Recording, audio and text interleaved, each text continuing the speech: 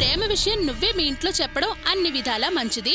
వేరే వాళ్ళ ద్వారా తెలిసిందంటే వాళ్ళ గౌరవ మర్యాదలు బజారు పాలయ్యాయని కోపం వస్తుందే గాని సర్దుకుపోయే ప్రయత్నం చెయ్యరు. పైగా మా అన్నయ్య అంటే మీ ఇంట్లో ఎవరికీ మంచి అభిప్రాయం లేదు. నువ్వు అవును ప్రేమించాను అంటే కాళ్ళు విరగ్గొట్టి గదిలో పడేసి మరో అబ్బాయిని చూసి అర్జెంటుగా పెళ్లి చేసినా చేస్తారు. అందుకని ఇప్పుడు నువ్వు ఆవేశపడడం కన్నా తెలివిగా అబద్ధం ఆడడం బెటర్ అని చెప్పాను. నువ్వెలా దినాన్ని అర్థం చేసుకుని మంచివాడువని అభిప్రాయపడి ప్రేమించావో అలాగే మా వాళ్ళందరూ మా అన్నయ్యని అర్థం చేసుకునే వరకు ఓపిక పట్టమన్నాను. అందాక మీ ఇద్దరికి ఎలాంటి సంబంధం లేదని తెగేసి చెప్పమని చెప్పాను. అదేమో ఓవర్ యాక్షన్ చేసి కర్పూరం వెలిగించి ఆర్పి మరీ ప్రమాణం చేసింది. ఆ దెబ్బతో అందరూ షాక్ అయ్యి దాన్ని పాప అనవసరంగా అనుమానించావని ఫీల్ అయ్యి దాని మీద గొప్ప నమ్మకం పెంచుకున్నారు. అప్పటికి మా ఆయన డౌట్ ఎక్స్ప్రెస్ చేస్తూనే ఉన్నాడు. ఏదోలే అప్పటికలా గండం గడిచిపోయింది. అది సరేగాని అన్నయ్య, మిమ్మల్ని గోపి రెస్టారెంట్లో చూశాడు. దాని ప్రతిఫలంగా ఈ డ్రామా అంతా జరిగింది. ఓకే, మరి నిన్ను మరో అమ్మాయితో కారులో వెళ్తుంటే గోపి చూశాడన్నావు. ఎప్పుడు? అతను చూసినట్టు నీకెలా తెలిసిందన్నయ్య? అదే కదా మరి నా ఫేట్. యాక్చువల్గా నేను రెస్టారెంట్ బయటకు వచ్చి ఆ అమ్మాయితో మాట్లాడి కారుకి వెళ్ళబోతుంటే కారు సైడ్ మిర్రర్లో ఆ గోపిగాడు నన్ను చూసినట్టు అనిపించింది. ఆ తర్వాత స్టోరీ అంతా నీకు చెప్పాను కదా. నువ్వు చాలా చక్కగా హ్యాండిల్ చేసావు కదా. థ్యాంక్స్ జయంతి. ఒక విధంగా ప్రాబ్లం క్లియర్ చేశాను, కానీ నాకైతే నిప్పుల మీద నిలబట్టేట్టుంది పరిస్థితి. అసలు నాకు తెలియక అడుగుతానన్నయ్య, నువ్వు మారావా? ఏదో గతంలో తిరిగావంటే ఓకే, ఇప్పుడు కూడా అదే బుద్ధా? ఏదో ప్రియని పెళ్లి చేసుకుని మా ఇంటికి అల్లుడిగా వచ్చి అత్త దీపాన్ని వేధించి ఆర్పేస్తావనుకుంటే నీకు ఆడవాళ్లతో తిరగడమే సరిపోతుంది. ఇంకెప్పుడు నువ్వు మారేది, మా దారిలోకొచ్చేది? గోపి మా ఆయనతో నీ ప్రేమ విషయమే చెప్పాడు. నీ తిరుగుబోత్తనం గురించి చెప్పకుండా కాస్త సాయం చేశాడు. అదే కాని చెప్పుంటే ప్రియ నా మాట వినుండేది కాదు. ఎందుకంటే గోపి విషయం దానికి బాగా తెలుసు. వాడు అబద్ధం చెప్పడని నమ్మకం. ఆ దెబ్బతో మన ప్లాన్లన్నీ మట్టి కొట్టుకుపోయేవి. అన్నయ్య, ఎందుకైనా మంచిది నీ పద్ధతి కాస్త మార్చుకో. చూడు జయంతి, అది నేను గ్రేట్గా ఫీల్ అయ్యే విషయం. నాకు ఆ భగవంతుడిచ్చిన వరం. నేను కలియుగ కృష్ణుడు అనే ఫీలింగ్ ఇచ్చే ఆనందం. అది మానుకో ఇది మానుకో అని అడ్వైజులు ఇవ్వకు. నాకు నా విషయంలో ఎవరు అడ్వైజులు ఇచ్చినా సర్రం మండుతుంది. అర్థమైందా? ఇంకెప్పుడు ఇవ్వకు. సర్లేరా, ఎందుకంత కోపం?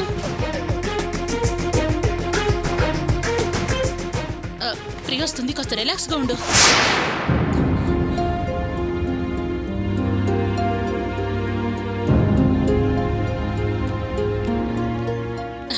రా ప్రియా. ఏంటి ప్రియా డల్గా ఉన్నావు?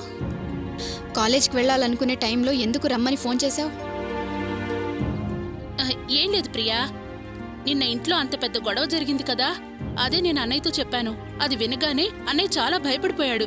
నేను వెంటనే ప్రియను చూడాలి, మాట్లాడాలి, ముందు నువ్వెలా నడుచుకోవాలో చెప్పడానికే ఫోన్ చేసి రమ్మన్నాడు. ఇప్పుడు నేనేం వినే స్థితిలో లేనొదినా. హారతి ఆర్పి అబద్ధం చెప్పానని చాలా బాధగా ఉంది. రే, నువ్వేం మాట్లాడవేంట్రా? మాట్లాడు. ఏంటి ప్రియా, జరిగిపోయిన దాని గురించి అంత ఫీల్ అవుతున్నావు? అయినా 1000 అబద్ధాలాడైనా ఒక పెళ్లి చేయమన్నారు. మన పెళ్లి కోసం నువ్వు ఒక్క అబద్ధం ఆడినందుకు అంత ఫీల్ అవ్వాలా? ప్రేమించుకున్న వాళ్ళు ఒకళ్ళకొకళ్ళు అబద్ధాలు చెప్పుకోకూడదు. కానీ ఆ ప్రేమను దక్కించుకోవడానికి కన్నవాళ్ళకి, కావలసిన వాళ్ళకి అబద్ధాలు చెప్పచ్చు ప్రియా. అబద్ధం అనేది ప్రేమ కోసం చేసే ఒక త్యాగం లాంటిది. అదేం పెద్ద పాపం కాదు. ఇదిగో దీన్ని చూడు, అది మీ అన్నయ్యని ప్రేమించేటప్పుడు ఎన్ని అబద్ధాలాడింది. చివరికి వాళ్ళ ప్రేమ విషయం మా ఇంట్లో తెలిసిపోయినప్పుడు ఇప్పుడు నువ్వు చేసినట్టే అందరి నెత్తి మీద చేయబెట్టి ప్రమాణాలు చేసింది. ఆ నెక్స్ట్ వీకే పెళ్లి చేసుకుంది. ప్రేమ ఓ మహాయజ్ఞం. అది ఆగకుండా సాగాలంటే అబద్ధాలు కట్టెపుల్లల్లా వేయాల్సిందే. అయినా ప్రేమలో పడ్డాక అబద్ధం చెప్పక తప్పదు. మొట్టమొదటిసారిగా అబద్ధం ఆడటం చాలా కష్టం. ఆ తర్వాత అలవాటైపోతుంది. ఏంటి అలంకారం అంటే అబద్ధం, కాలేజీకి అని చెప్పి కలుసుకోవడం కూడా అబద్ధమే. ఇలా సాగిపోతూనే ఉంటాయి. ప్రేమకి మొదటి పునాది రాయి ఇంట్లో చెప్పే అబద్ధంతోనే మొదలవుతుంది. సో నువ్వు దాన్నే సీరియస్గా తీసుకోకు. మర్చిపో ప్రియా, అంతే. నువ్వెంత నచ్చ చెప్పినా దానికి నా మనసు అంగీకరించట్లేదు దినా. చాలా బాధగా ఉంది. ఆ, సరే ఓ పని చేద్దాం. మన ఇద్దరం అలా ఏదైనా సినిమాకి వెళ్ళి కాస్త రిలాక్స్ అవుదాం. సారీ దీనా, ఇక నుంచి నేను నీతో బయటికి రావడం కుదరదు. అదేంటి ప్రియా అలా అంటావు? ఏమైంది? నిన్నటి నుంచి నా మనసు కొత్త ఆలోచనలో పడింది. మీరు జైలు జీవితంతో పశ్చాత్తాపపడి మంచి మనిషిగా మారిపోయారు. జీవితాంతం అలాంటి మనిషికి తోడుగా స్నేహంగా ఉంటే మరోసారి గత జీవితం వైపు వెళ్లరని, మీ జీవితం బావుంటుంది, నా జీవితం బావుంటుందని, మన కుటుంబాల మధ్య ఉన్న విరోధాలు పోతాయని అనుకున్నాను. అందుకే ప్రేమించాను, పెళ్లి చేసుకోవాలని అనుకున్నాను. కానీ ఎప్పుడైతే మిమ్మల్ని ప్రేమించానో అప్పటినుంచి అబద్ధాలు చెప్పటం మొదలుపెట్టాను. దొంగతనంగా కలుసుకోవటం, కబుర్లు చెప్పటం మొదలయ్యాయి. అవన్నీ తలుచుకుంటుంటే నాకే అదో రకమైన ఇబ్బంది కలుగుతుంది. పిచ్చి ప్రియా, అవన్నీ ఇబ్బందులు అనుకుంటే ఎలా? అడ్వెంచర్స్ అనుకోవాలి. అప్పుడే లవ్లో థ్రిల్, అదో రకమైన సంతోషం. దాన్ని అనుభవించాల్సిన వయసు ప్రియా నీది. అలాంటిది ఇలా అమ్మమ్మలా మాట్లాడతావేంటి? లేదొదినా, నిన్న నేను అలా హారతి మీద ప్రమాణం చేసిన దగ్గర నుంచి నా మనసులో లేదు. సంతోషంగా ఉండలేకపోతున్నాను. పైగా నిన్న మా అమ్మ ఒక మాట అంది, గుర్తుందా? మళ్ళీ ఇలాంటిది జరిగినట్టు తెలిస్తే నన్ను చంపేస్తానని చెప్పింది. నేను చచ్చిపోయినా పర్వాలేదు, కానీ వాళ్ళకి ఎలాంటి ఇబ్బంది కలగకూడదు. నాకెందుకో నిన్నటి నుంచి నా జీవితం ఏమైపోతుందో అని భయంగా ఉంది. ఏంటి ప్రియా అలా మాట్లాడతావు? అందరి అమ్మా నాన్నలు ఇలాంటి విషయంలో అలాగే బెదిరిస్తారు. ఇంతవరకు చరిత్రలో ప్రేమ ఫలించకపోతే ప్రేమికులు ప్రాణాలు తీసుకున్నారే కాని వాళ్ళ తల్లిదండ్రులు ఎవరన్నా ప్రాణాలు తీసుకున్నారా? తీసుకున్న వాళ్ళని ఒక్కళ్ళని చూపించగలవా? అవన్నీ కాదు దినా. తెలుసో తెలియకో అగ్ని మీద ప్రమాణం చేసి దినకు నాకు ఎటువంటి సంబంధం లేదని చెప్పాను. ఇక ఆ ప్రమాణాన్నే నిజం చేద్దామని అనుకుంటున్నాను. ఇక నుంచి దినకు నాకు ఏ సంబంధం ఉండకూడదని, కలవకూడదనే నిర్ణయించుకున్నాను. ఏంటి ప్రియా నువ్వనేది? భయపడుకో దినా, ఇది జీవితాంతం అని నేను అనటం లేదు.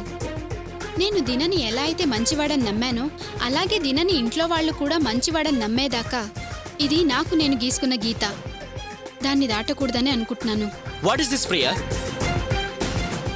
ఎందుకు ఇలాంటి పిచ్చి నిర్ణయాలు? ఎప్పుడు మీ వాళ్ళు నన్ను మంచిగా అర్థం చేసుకోవాలి, ఎప్పుడు మనం మన జీవితం ప్రారంభించాలి? అది జరిగే పని కాదు. జరుగుతుంది దినా. పట్టుదలగా ఉంటే ఫలితం తప్పకుండా దక్కుతుంది. నేను నిన్ను అర్థం చేసుకోటానికి ఎంతో కాలం పట్టలేదు కదా.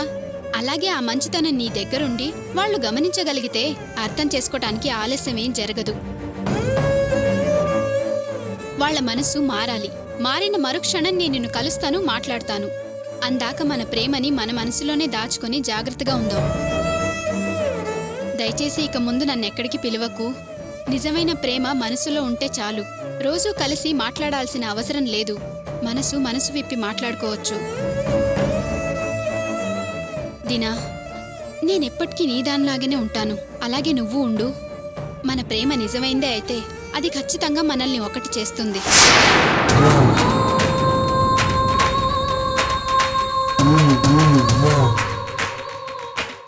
చూసావా అన్నయ్య, నేను ముందే చెప్పాను కదా, అది చదువుకుంది, తెలివైంది, దాన్ని నమ్మడానికి వీల్లేదని.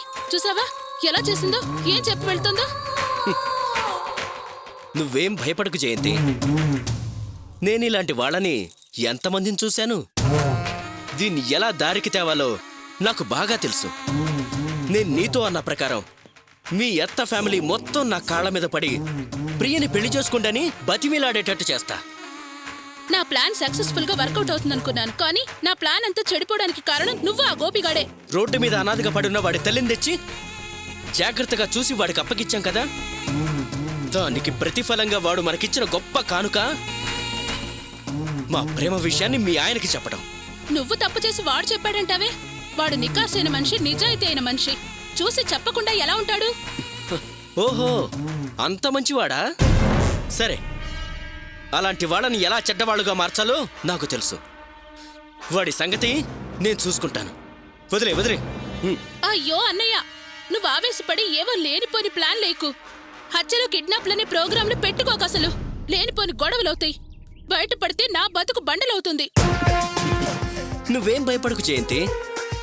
ఏది ఎప్పుడు ఎలా చేయాలో నాకు బాగా తెలుసు. నేను చూసుకుంటాగా. కూల్ కూల్ కూల్, వదిలే వదిలే. నువ్వు వెళ్ళి కూర్చో, వెళ్దాం.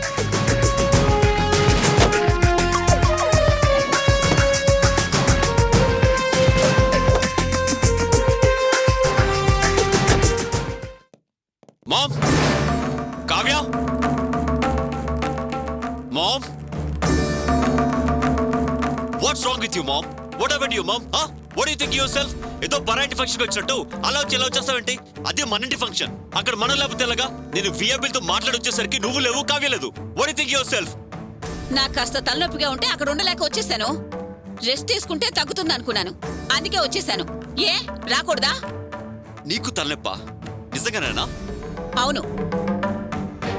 ఓకే, నీకు హెడేక్, నువ్వు బయలుదేరి వచ్చేస్తావు. No problem. What happened to Kavya? తనెందుకు వచ్చేస్తుంది? ఆ విషయం వెళ్ళి ఆవిడ గారిని అడుగు. నన్ను అడిగితే నాకెలా తెలుస్తుంది? ఓకే, తన్నే అడుగుతాను. ఎక్కడ తను? వేస్ కావ్య? కావ్య? కావ్య?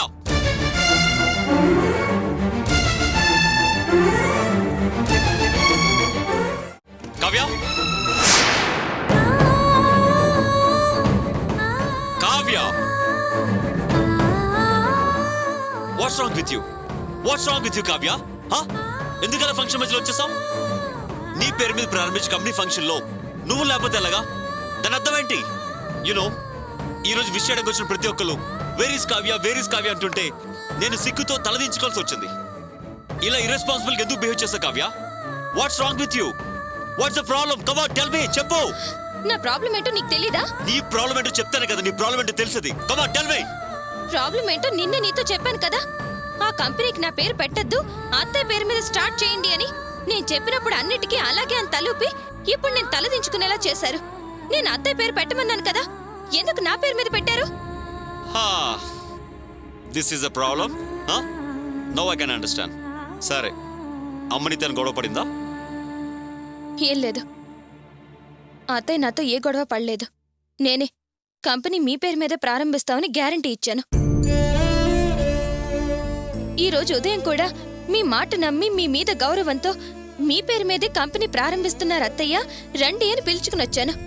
ఆ తర్వాత అత్తయ్య ఓపెన్ చేయగానే ఆ నేమ్ బోర్డ్ చూడగానే నేనే షాక్ అయిపోయాను. ఇంకా అత్తయ్యకి ఎలా అనిపించిందో ఆలోచించండి. నేనే ఏదో ప్లాన్ వేసి తనని అవమానించడానికి పిలుచుకొచ్చానని ఫీల్ అయ్యి నన్ను శత్రువులా చూస్తూ బయలుదేరి వచ్చేశారు. నేను ఆమెను ఎలాగోలాగా నచ్చ చెప్పి తీసుకొద్దాని వెనకాలే వచ్చేసాను. అబ్బా, ఇదా నీ problem? You don't worry, please come to the ground floor. ఎందుకు? అబ్బా, first you come, I'll explain it there. Come.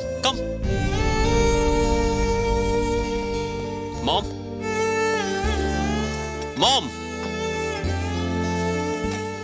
ఇలా రా. నీకు కావాల్సిందేంటి? కంపెనీ నేమ్ బోర్డ్ ఎందుకు మారింది? అదే కదా, ఆ డౌట్ నాకు క్లారిఫై చేయాలి. Dad, explain. చూడు జయలక్ష్మి, అయిన దానికి కాని దానికి ఆవేశపడి కోపం తెచ్చుకోకు. కొత్త కంపెనీ నీ పేరు మీద వద్దని కావ్య పేరు మీద ప్రారంభిద్దామని వాడు చెప్పింది నేనే. నువ్వు కావ్య తప్పుగా అనుకోవద్దు. ఈ కంపెనీ ప్రారంభించే ముందు ఎందుకన్నా మంచిదని జ్యోతిష్కుని సంప్రదించాను. అతడు గ్రహస్థితి చూసే నీ పేరు మీద గ్రహాలు అనుకూలంగా లేవు, అందుకే నీ పేరు మీద ప్రారంభించదని ఖచ్చితంగా చెప్పాడు. లేకపోతే మీ కోడల పేరు మీద ప్రారంభించండి, బాగుంటుంది అన్నాడు. మామ్, డాడ్ ఈ విషయం గురించి ఆఫీస్కి వచ్చి చెప్పినప్పుడు నేను డాడీకి ఈ విషయంలో కుదరదు, ఎలాగైనా ఆఫీస్ అమ్మ పేరుని ఖచ్చితంగా ఓపెన్ చేయాలని చెప్పాను. కానీ నేనే వాడికి నచ్చెప్పి ఒప్పించాను. కోడల పేరు మీద అన్ని విధాలా బాగుందని సలహా ఇచ్చాను. వాడు కుదరదంటే కుదరదు అన్నాడు. ఒరేయ్, నీకు జ్యోతిష్ మీద నమ్మకం లేకపోవచ్చు, కానీ మాకు ఆ నమ్మకం ఉంది. ఇదివరకు వ్యాపారాలు అలాగే చూశాను. నీ కోసం కాకపోయినా మా కోసం, నీ వ్యాపార అభివృద్ధి కోసం పేరు మార్చమని బ్రతిమలాడేనే. డాడ్ అంతగా చెప్పారు కదా అని, పైగా అంతకు ముందే కావ్య కాస్మెటిక్స్ పేరు ఫిక్స్ చేస్తున్నాను కదా అని నేను కూడా ఓకే అన్నాను. అసలు వెంటనే ఈ విషయం నీకు చెప్దాం అనుకున్నాను, కానీ డాడీనే అరే ఇప్పుడే ఈ విషయం చెప్తే వాళ్ళు ఒప్పుకోరు, ఇనాగ్రేషన్ అప్పుడు చెప్తే థ్రిల్గా ఉంటుందని చెప్పారు. కావాలంటే అప్పుడు కన్విన్స్ చేద్దాం అన్నారు. అందుకే నేను చెప్పలేదు. నేను మాత్రం నువ్వు ఖచ్చితంగా అప్సెట్ అవుతావు అనుకున్నాను, కానీ డాడీ కన్విన్స్ చేస్తానని ఊరుకున్నాను. ఇప్పుడు నువ్వు అప్సెట్ అవడమే కాదు, పెద్ద ఇష్యూ కూడా చేసావు. అత్తయ్య, కారణం నేను కాదని ఇప్పుడైనా అర్థం చేసుకున్నారా? అర్థం చేసుకున్నానమ్మా, చాలా బాగా అర్థం చేసుకున్నాను. నేను ముందే చెప్పానుగా, ఇక నా పక్కన మాట్లాడేది మా ఆయన ఒక్కడే. ఆయన్ని కూడా నీ పక్కకు తిప్పుకుందాం అనుకున్నావు, ఇప్పుడు అదే జరిగింది కదా.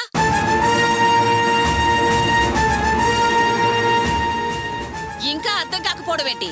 పూర్తిగా అర్థం చేసుకున్నాను.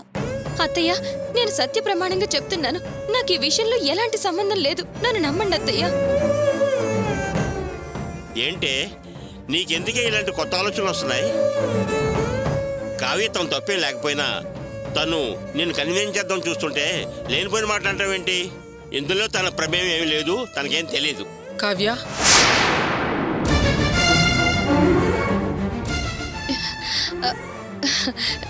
రండమ్మా.